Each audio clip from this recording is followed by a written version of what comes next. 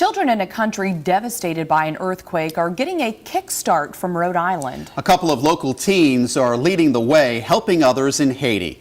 Eyewitness News reporter Walt Buteau with the details in this week's Street Story. There, Sam. Spread out now. Go to the post. The soccer fields of Rhode Island. Oh, nice try! Could not be farther from the poverty of Haiti. But the game connects them. You think that, wow, I have a room and a house full of all kinds of clothing and all kinds of things that we just take for granted. After years of noticing dozens of uniforms collecting dust, the Layman girls started collecting uniforms. It's not just North Kingstown, it's Warwick, Jamestown, Cranston. Hundreds of shirts and other gear, all but discarded here. Needed by children devastated after the 2010 earthquake in Haiti.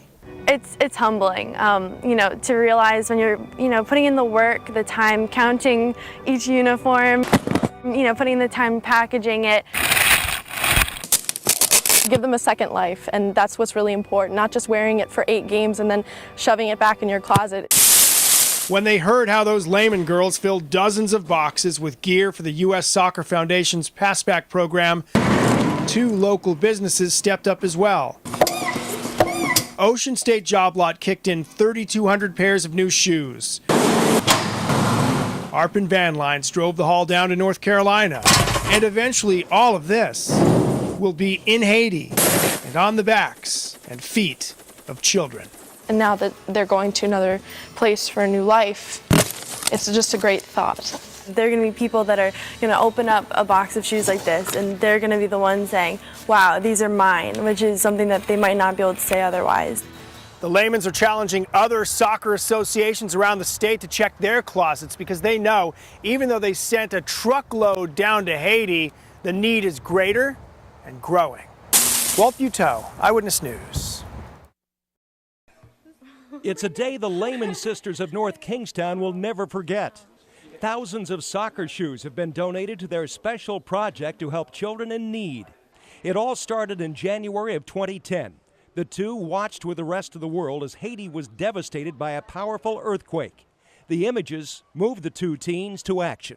When you have those visuals at a young age on the news of the turmoil, the distress that they're going through, we couldn't imagine, and that's what really sort of sparked it in our minds that we had to do something.